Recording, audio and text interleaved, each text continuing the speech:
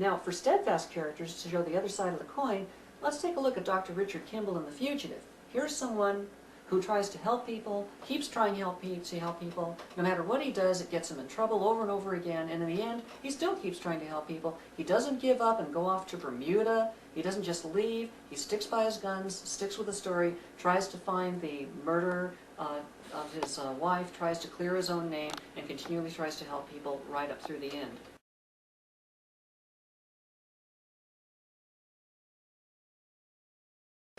Now, what we saw was that first definitive scene between Tommy Lee Jones and Harrison Ford has the opportunity to blow away the guy who's so doggedly after him, and if he had, then ostensibly he would have been able to get away scot-free. But he can't do that because he helps people, he doesn't hurt them, okay? So he has that opportunity. That sets up a series of events where everything he does, that he continues to be helpful, Tommy Lee Jones now looks at, and even though he doesn't allow himself to be emotionally involved in the story, he sees all these things going on, and he begins to wonder if maybe this guy's innocent. In fact, he's not acting at all like a murderer. So Harrison Ford's continually remaining steadfast in helping people and not doing harm puts a shadow of doubt in Tommy Lee Jones' mind. Now you'll notice one thing that did happen though. In that story we only saw two characters, but one of them did change. Tommy Lee Jones changed, because at the beginning he's sitting there with a gun in his face, and Kimball says to him, you know, I didn't kill my wife. Tommy Lee Jones responds, I don't care. Then in the last scene, Kimball says to him, I thought you didn't care. And Gerard says, I don't, laughingly, meaning yes I do, don't tell anybody. Now that's an indication that Tommy Lee Jones has changed. When the main character remains steadfast long enough with his belief system, the obstacle character, who represents the opposite belief system, they will be changed by that steadfastness.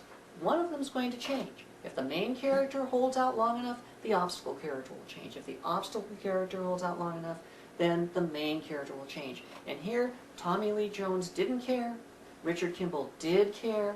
Richard Kimball remained a caring person until he was able to convince Gerard to also care. So we know that Gerard changed and Kimball remained steadfast. Now, it's important to realize that in Dramatica software it insists that if one of these characters changed, the other remains steadfast. And you can pick it either way in various parts in the software. Determine it for your obstacle character, it will then automatically determine it for your main, and vice versa. In Dramatica theory, that's not necessarily true. You could have two characters who remain steadfast. You could have two characters who swap positions and both change. But you could even have two characters who end up at a certain point where nothing is decided and the story ends at that point. But Dramatica insists that if one changes, the other remains steadfast in the software. Why? Because Dramatica software was designed primarily for Western storytelling, Hollywood-type storytelling, successful mass media storytelling. That's what the software's initial incarnation is. And as a result, it makes this insistence between the two and uses that in determining other factors. The real key is, in the Dramatica software, that in fact, only what you determine for your main character is actually driving anything in the other dramatic relationships. If you choose your obstacle character, then that's not really driving anything except that it drives the main character.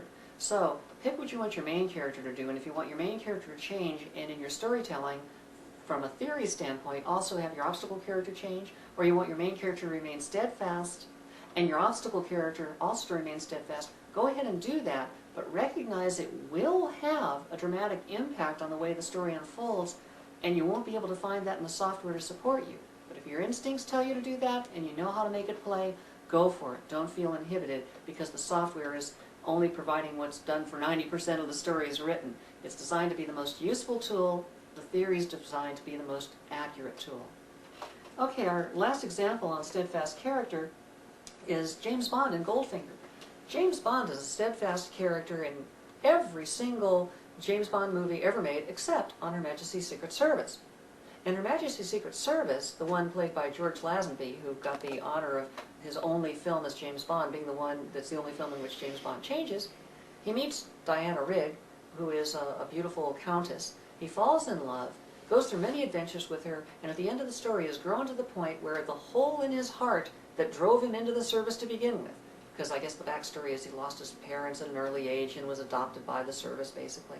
That hole in his heart has now been filled, and he wants to go away with one woman, stop the womanizing, and he actually quits the force. Everybody cheers him on, wishes him the best, and he has changed. He's no longer the same driven person that he was.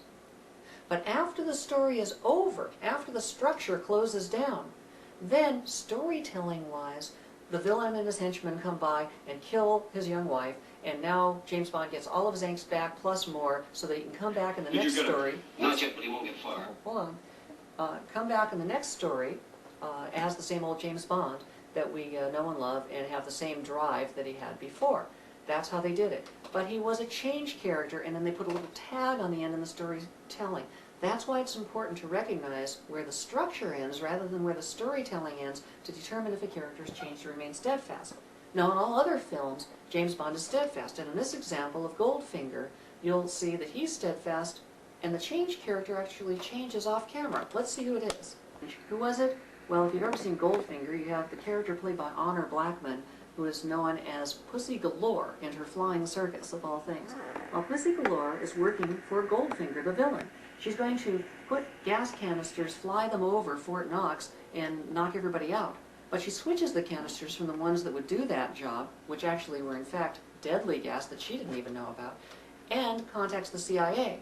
Why? Well, James Bond has made love to her, she now likes him a lot, she realizes that she could get in a lot of trouble for all this stuff, but at the end, they say, why did she do this? And Bond says, well, I must have appealed to her maternal instinct. You see, somebody has to change. What would have happened if she had not changed? What would have happened to James Bond in the story?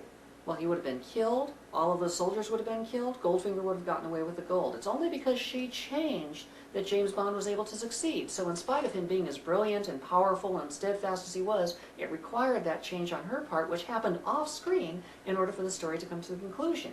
Now, if you're writing a story that requires somebody to change, you can do it in that subtle manner. Again, not every story needs the obstacle character to change if the main character remains steadfast, but in this particular story, the dynamics of the structure were such that that was essential, and if she had not changed, he could not have succeeded.